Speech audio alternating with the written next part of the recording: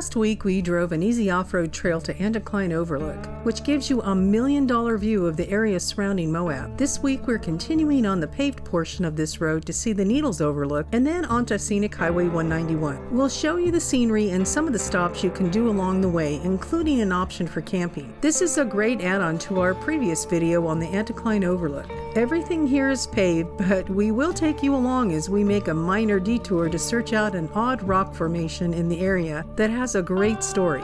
If coming from Moab, the total distance of this path without stops will take about an hour one way.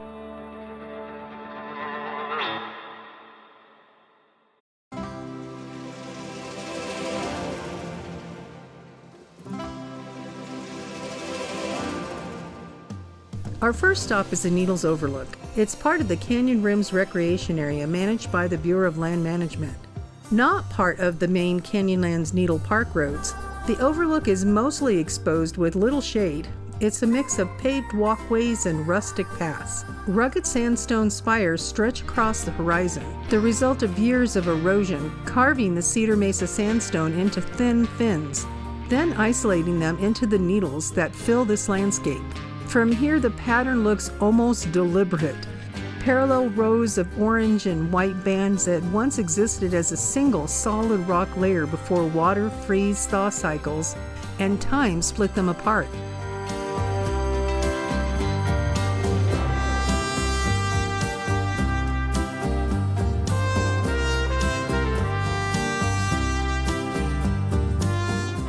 Below the overlook, the Colorado River cuts a deep trench through the plateau. In places, the canyon walls reveal years of geologic history in stacked layers. The meandering river shows where ancient channels once shifted, slowly sculpting a wide basin and sheer cliffs that dominate this part of Canyonlands. Several of the buttes on the horizon rise from older formations, remnants of mesas that have mostly eroded away. Their flat tops mark the level of the land before the canyons deepened. Many of the faint lines running across the flats are old cowboy trails, routes used in the late 1800s and early 1900s to move cattle across the mesas. A few of these paths follow even older Native American routes. Archaeologists have found evidence of ancestral Puebloan existence throughout this region. Granaries tucked into alcoves, shards of pottery, and occasional petroglyph panels hidden inside canyons. Some of the rock art depicts bighorn sheep and abstract figures that scholars believe may relate to hunting rituals or seasonal migrations. Local stories tell of hidden springs scattered across the mesas, known only to the Ute and Navajo families who traveled this country long before paved roads reached it. One legend speaks of a spring guarded by a sandstone pillar said to resemble a watchful figure. Travelers claim that storms often skirted around this area as if respecting its presence. Though the spring itself is difficult to locate today, the story persists among guides who spent years exploring these backcountry routes.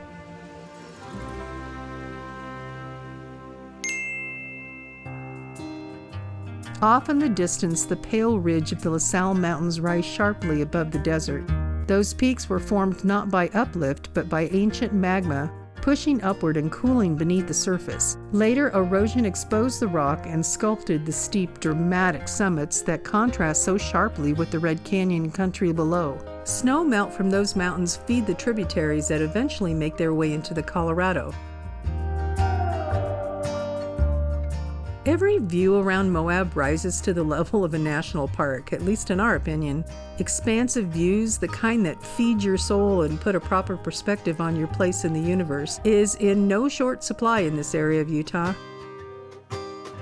We always check out areas to camp, boondocking and otherwise, just in case we're in the area again. There are several along this road. But in addition to the more rustic boondocking spots, there's a primitive campground called Windwhistle, which is an easy option closer to the main 191 highway. This BLM campsite has 16 individual first-come, first-served sites, with one reservable group site. There's water and may have a camp host during summer months. Being that it's almost 6,000 feet, it's a little cooler than Moab. If you camp here, you'll be 38 miles from Moab. We know we promised a paved road this go-around, but we can't help making a little detour when the opportunity arises. We heard there was an interesting rock you could take a short off-road trail to. It has a great story, and anything with a story attracts us.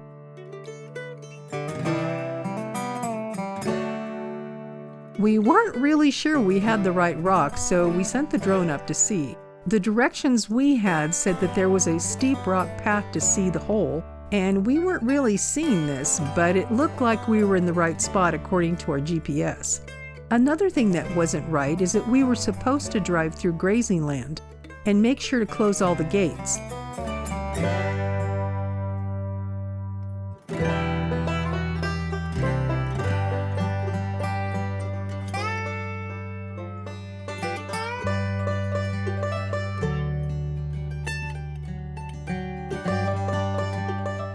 Well, we did eventually find the gate, but it was locked. We think this is the rock. Do you see the hole? Here's some close-up pictures someone else posted on the internet.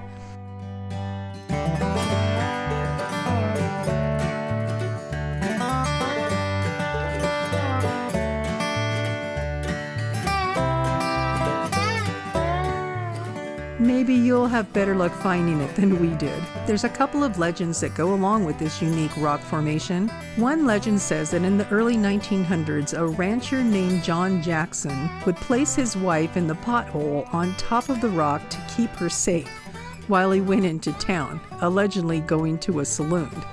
An alternative version suggests that a local sheriff and his posse used the hole to hold captured outlaws temporarily until they could be taken to an actual jail, hence the name Jail Rock or Jailhouse Rock.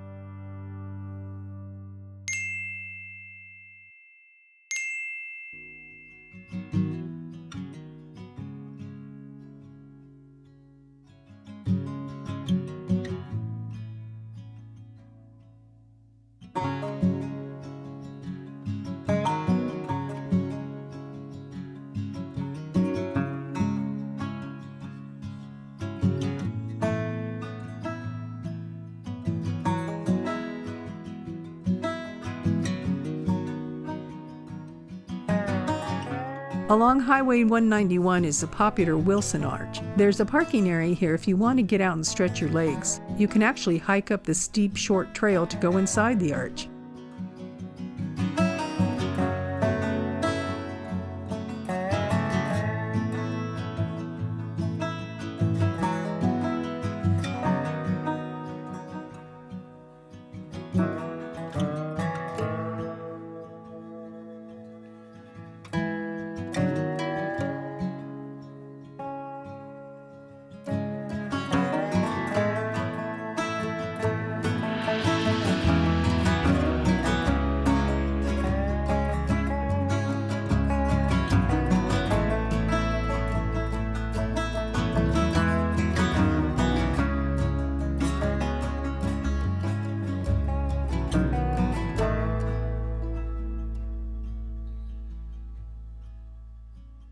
Our final stop on Scenic Highway 191 is one we've driven past many times, but never stopped.